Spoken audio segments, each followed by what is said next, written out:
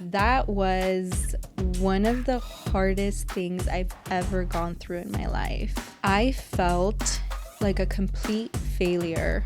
I felt broken. I felt like I had lost my identity. Who's that girl? That's me. I'm on fire. I'm a hot girl. I'm a hot girl. I get anything I want. This is my world. I make big moves in my big heels. Since the day that I was born, I've been a big deal. Let's do this. Hello and welcome to Main Character Manifesto. I seriously cannot even believe that we are here. Oh my God. Y'all don't even know. I'm not Southern. I don't even know why I say y'all. But hey, I'm so excited. I literally have been putting this off for months. It's been such a crazy journey to get to this exact point, to where I feel like I'm finally leaning in to the fear, to the unknown, for everything that's to come. I just know that I have this vision in my mind of where I want my life to be. I've just been following my intuition, and it's been the most amazing, wild, and scary ride that I have ever been through. When people talk about leaning in to your intuition and letting that guide you to the next step, now I get it. Now I get it. It took me a long time to learn to listen to that little voice that we all hear, that we all many times ignore. It's been such a beautiful journey. Main Character Manifesto will be that safe space. It'll be like that group chat that you go to, that you lean on for advice, for laughter, for anything that you need. It's almost like that comfy blanket that you have, that you always go to, that makes you feel safe and happy and right at home. Let this be your home.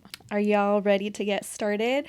I'm going to go into it kind of like a little bit of backstory, where my life started, my personal background. So we're going into my childhood. Are y'all ready? My story began in Mexico. I was born in Mexico. I lived there until I was about 8 years old. I loved being there, but I don't know. I feel like I always felt like I was a little behind in school. I never felt like I had great friends. I had the same friends since I was in kindergarten. And even after we moved away from Mexico, I would keep in touch with her, and I would go and stay the summers at her house. I mean, we had a beautiful friendship. I remember when we lived in Mexico, we went to an all-girls school. It was Catholic, and it was ran by nuns, and they were the meanest women ever. I was completely terrified of them. My brother went to an all-boys school. It was very hard, very strict, and I definitely did not enjoy that part of growing up. It was not something that I would want to relive again, that's for sure. I love the memories that I have from living in Mexico. It was that type of childhood where we would all go outside and play until the sun went down, and you had friends across the street, and it was really beautiful. It wasn't until this one day where my parents decided to gather the kids, and all I really remember is they told us, hey kids, guess what? We're gonna take you to Disneyland. Of course, I was like, what? Are you kidding me? This is amazing. I was absolutely a girly girl, and I just wanted to go see the princesses, duh. The next thing I remember, we're packing everything up, and I go and I tell my best friend, I was like, hey, I have to tell you something. We're going to the United States. We're going to go to Disneyland. But in my mind, I don't think I understood the severity of this trip. I don't think that I knew that when I left that house, when I left my city, that I was not going back. I wouldn't say it was a horrible experience the way that we actually traveled from Mexico to the US. We traveled by bus. It was a nicer bus, kind of like Greyhound. It had a bathroom, but the bathroom wasn't working. My younger brother got super sick. He kept throwing up, my poor mom. And I remember going through the desert, and before we left, my mom bought us all like brand new clothes, like a matching sweatsuit set. And I remember feeling so fancy. But little did I know, she really wanted us to be bundled up because we were going to be spending 3 days on this bus. I don't remember too much. I just remember that my little brother got sick and it took forever going through the desert. It was just not the experience I was expecting. I thought we were going to get on a plane. I mean, but now looking back as an adult, seeing what my parents went through. All right, I wasn't expecting getting a little emotional there, but now as an adult, seeing what my parents must have felt and like everything that they had to go through to get us from Mexico to the US, it must have been extremely hard for them. And now as an adult, I'm so appreciative of the sacrifices that my parents went through to get us here, because that must have been so hard for them to just pick up and go to a new place. I'm very fortunate that that was part of my story. I do feel like remembering those moments of struggle, where I came from, where I want to go. I have always said the people that have the strongest drive are the people that have been at the bottom, the people that have started from nothing, the people that have seen where you can go. And it's almost like I'm so thankful that I went through that struggle of literally having nothing, having the opportunity to create my own story and take control of my own narrative. We're so lucky. And everybody has the same ability to do that. Everybody. But the problem is that there's some people that maybe, and this is just my point of view, my opinion, but I honestly feel like the people that haven't felt that type of struggle, they don't have that undeniable need to succeed. So now here we are, living in the US.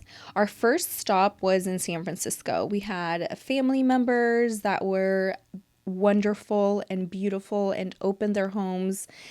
And we were there about 3 weeks until my parents got a job cleaning a restaurant in Napa. And so they said, guys, we're moving to Napa. I was in 4th grade. It was such a shock to all of us. We took English at school, but literally we knew nothing.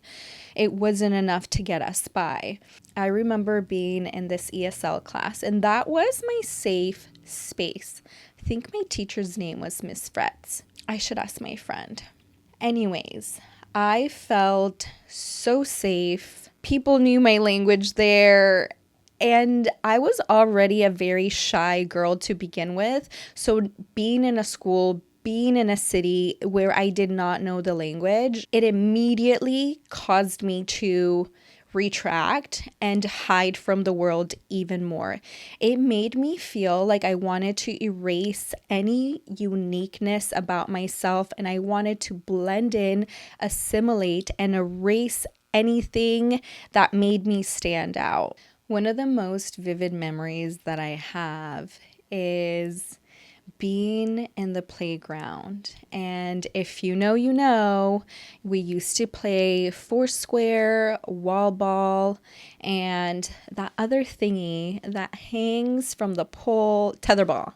There we go. Some of the memories I have are the comments from kids that went to my school that I will never forget. Sometimes kids can be so cruel. One of those memories is my mom would have us wear the same outfit twice in a row. My mom had 5 kids. She was not about to waste her time trying to figure out what we were going to wear and making sure that we were wearing something different every single day. I mean, she had to like take care of us, work 2 jobs, make sure everything was set. I mean, I understand her, but I remember one day I was at school, and because I did not think anything of it, because when we lived in Mexico, we wore uniforms to school. So when we would come home, we would change out of the uniforms and then we would put clothes on, but we would only wear them for a few hours before we went to sleep. So then I got used to wearing the same clothes over maybe like 2 days. So when we moved here and we were wearing the same clothes 2 days in a row to school, I remember some kids looking at us and laughing. Why are you wearing the same clothes twice in a row? Like, don't you have money? I went home, immediately talked to my mother. I said, do you know that the kids here don't wear the clothes twice? Like, we cannot be doing that. My poor mom, she did not know what to do. I don't even remember what she responded to me at that time. I should ask her, but bless her soul, we didn't wear the same thing twice again. So that was one kind of memory that's vivid in my life. Another memory is this girl. I was playing Foursquare, and this girl came up to me. And at this point, I did not know any English. I think it was very early in us moving here that this happened. And I remember this girl coming up to me, and she was saying something, and she was looking at me and pointing and laughing, and then she was talking to other kids. You know how you can tell when someone is saying something rude or malicious, or obviously you know when someone's pointing and laughing at you, right? And I immediately just felt that feeling in the pit of my stomach where I just wanted to remove myself from that situation. And I went into the classroom, and one of my little friends came over and she said, do you know what she was saying? And I said, no, I don't know. And she said she was just laughing at you and saying, making fun of you because you don't speak English. She was saying like, oh, you don't speak English, and just laughing at me. So I felt so sorry for myself. I felt so worthless. Here I was living here, not by choice. I didn't have my friends. I didn't have the house I was familiar to, the town I was familiar to. All of our family lived in different cities. So I felt so lost. That was a very pivotal moment where I decided that no one was ever going to laugh at me like that again because I did not know something. And so that fueled my desire to learn English as fast as possible. I would go home and I would close my eyes and I would just visualize learning English. I would just visualize myself speaking English. Like I would dream that I would wake up the next day and I would be completely fluent in English. That was a very intense time.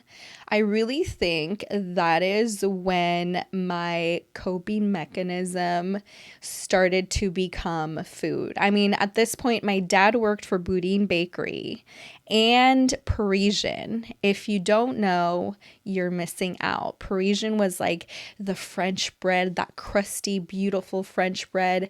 And Boudin, I mean, he would come home with boxes of chocolate croissants and ham and cheese croissants and cherry croissants and bread. And of course, I was going to eat it all. I mean, ooh, yeah. It was definitely that time when I started to self-soothe, and food was my drug of choice. Fast forward to high school, I was thriving. I had a great group of friends. And the next memory that really sticks out is the moment where my mom told me about this opportunity to join a cosmetology program through the high school. So it was an ROT program where I could apply and it would be a part of my daily schooling. So I would go to school from periods 1 through 4, and then after lunch I would go to beauty school from 1 to 4:30. And that was Tuesday through Friday, and then on Saturday I would go to beauty school 8 to 4:30. And this was my whole junior year. I was super dedicated.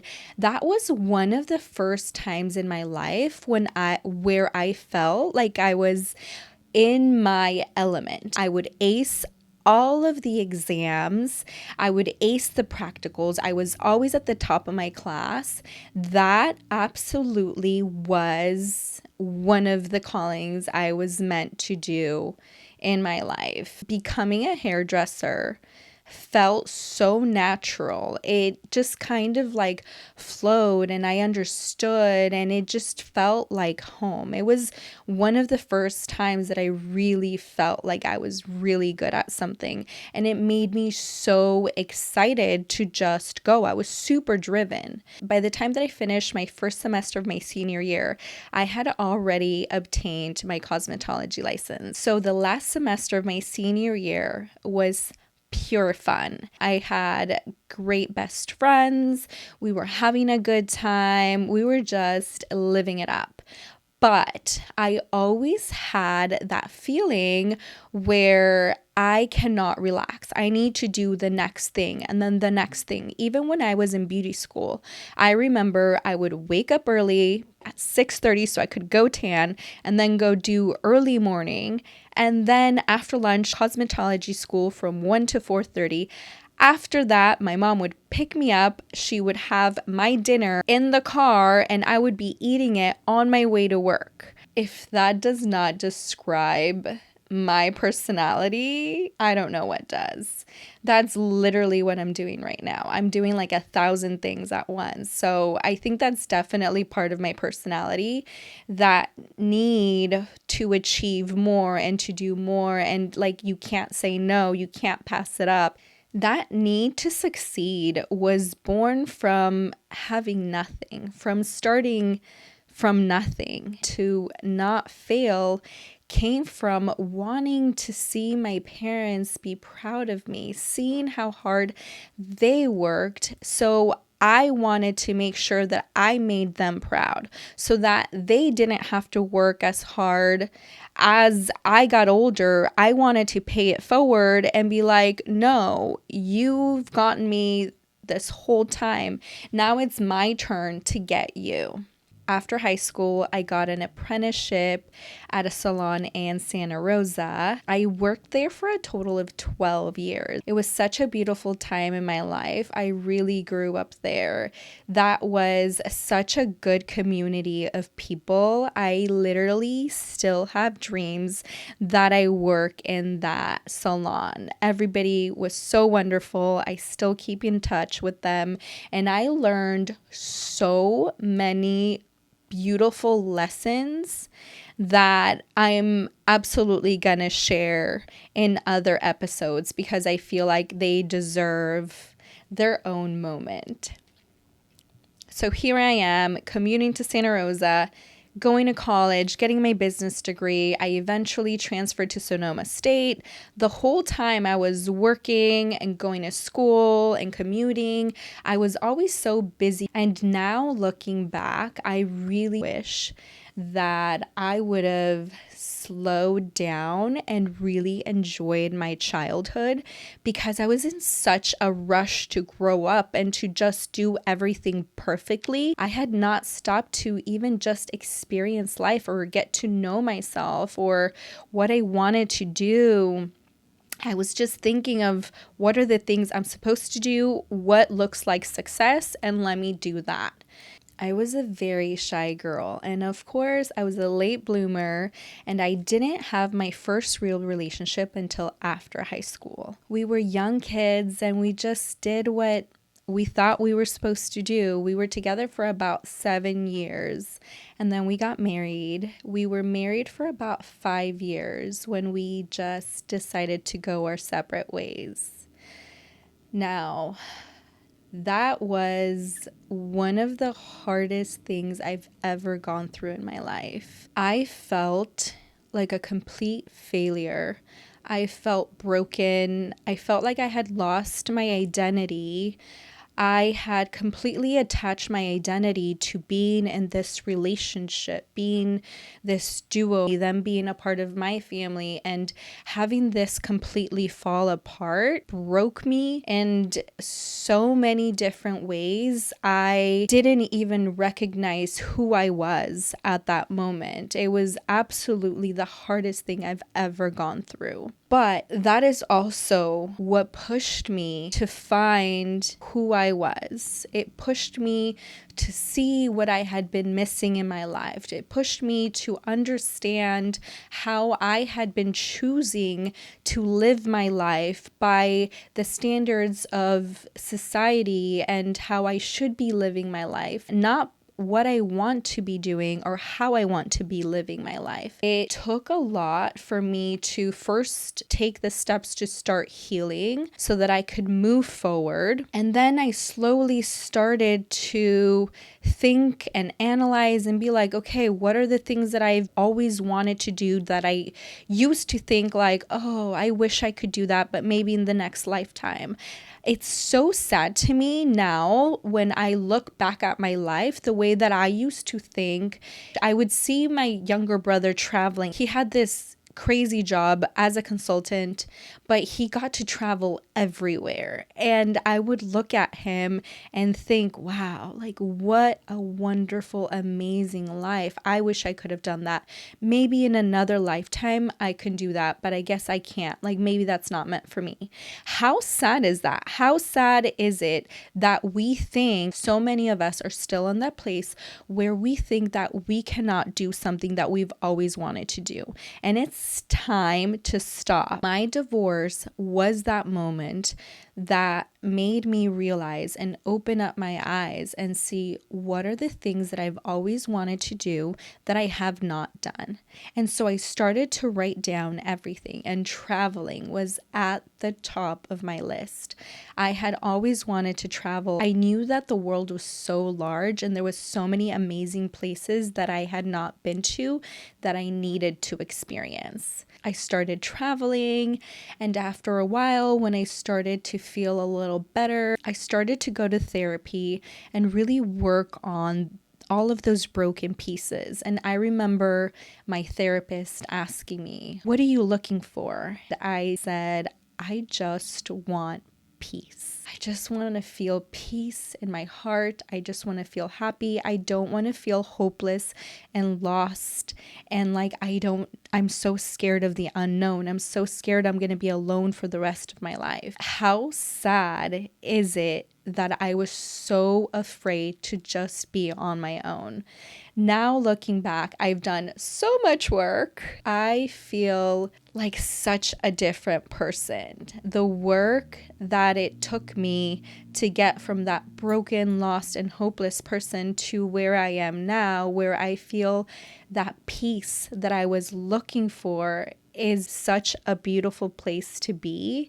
And I'm so thankful that I have been able to get to this place. That is one of the reasons why I wanted to start sharing my story, why I wanted to start helping other people and guiding them so that they could find their own peace, so that they could be happy, so that they could find who they were, what they wanted out of life, and finally start to choose the direction of their life and become the main character of their own life. During this whole time, I was still at the salon. In 2011, I opened my own studio, and I had it for about 8 years, and it was such a wonderful time. It taught me so much. It was my first business. I loved every part of being an entrepreneur. It felt like it was something that I was meant to do. When I used to visualize success, I used to visualize entrepreneurship, but I didn't know that that's what it meant. I used to just see visions and I would try to decipher what it was, but now looking back, I understand what I was seeing. The salon has been so wonderful. I've made so many beautiful connections. I've had clients that have been coming to me for over 20 years. They have seen every part of my life. I have seen every part of their lives, and it's been such a beautiful, wonderful journey. I feel absolutely blessed to have had these connections. One of the things that I enjoyed the most was those deep conversations that we would have. Since my divorce, I had started to do a lot of personal development, learning about affirmations, learning about nervous system regulation, going to therapy, and I loved every minute of it. The more I would learn about self-development, the more I wanted. It was almost like this never-ending hunger for self-development. As I was learning and growing and taking in so much information, I could see myself and my mindset completely shifting. The way that it combined so beautifully in the salon chair was just wonderful. It allowed me to have these deep conversations with my clients. I became their confidant, somebody that they could lean on and just vent to, and somebody to just listen to them. I started to pay attention to the dynamic between my client and I. And that was one of the things that I enjoyed the most, because at this point, not only was I a part of that external transformation where I did a beautiful haircut and color where they would turn around and they would see themselves in the mirror and they would say, wow, I feel beautiful. I mean, that feeling when somebody lights up because of the way that they look, and it might just be a blow dry, it might be the most minimal change, but to them, it really made a difference. What was the cherry on the top was when they would say, thank you for listening. I feel so much better. Thank you for your perspective. I really enjoy talking to you. That was a light bulb moment for me. I knew that I wanted to do something that had more purpose. That was the moment that I decided to become a life coach. I wanted to get the tools that I needed so that I could help people when they were in their darkest time. When I look back after my divorce, how lost and broken and hopeless I felt, I wish I would have had somebody that I could have leaned on, that could have told me, it's gonna get better, don't stop, keep going, do the work, and to guide me to the next step so that I could keep moving forward and finally finding myself and finding that peace that I now know that I have. It took a long time from the moment that I realized I wanted to become a life coach to the moment that I actually did it. I was actually in denial for the longest time because in my mind, I was having all of these limiting beliefs and all of this fear because I felt a calling, I felt the need to do something, but then I was met with resistance. No, you can't. No, you can't. You can't do that. That's not a real job. What are you going to do? So I had to work through so much resistance. It was actually years before I actually admitted to myself that I wanted to do this. And then when I actually finally did it, it took me over 6 months. While I was already in the program, my family didn't know, my friends didn't know. I think only like maybe one person knew. She's my personal development buddy where we just go back and forth. She's one of the reasons why I finally decided to do this. It was such a hard thing to get through. The roadblocks that I have had to go through to get to the place where I am today have been so insane. And all of those roadblocks have been mindset shifts. They have all been removing old beliefs that I have had about myself and what I was supposed to do, and worrying about what are people going to say? How am I going to be judged? It's been a wild, wild journey, but let me just tell you, I am so happy that I am right here this very moment. And that is where we're going to wrap up my story, and then we're going to go into how I started to shift my mindset, remove those limiting beliefs, and get rid of all of those roadblocks that were holding me back to really lean into what my purpose is. Thank you so much for listening. I appreciate it from the bottom of my heart. I cannot wait to keep going on this journey with all of you. Please like and subscribe. And if you're listening, take a screenshot and tag me. I will leave all my info on the show notes. And thank you so much.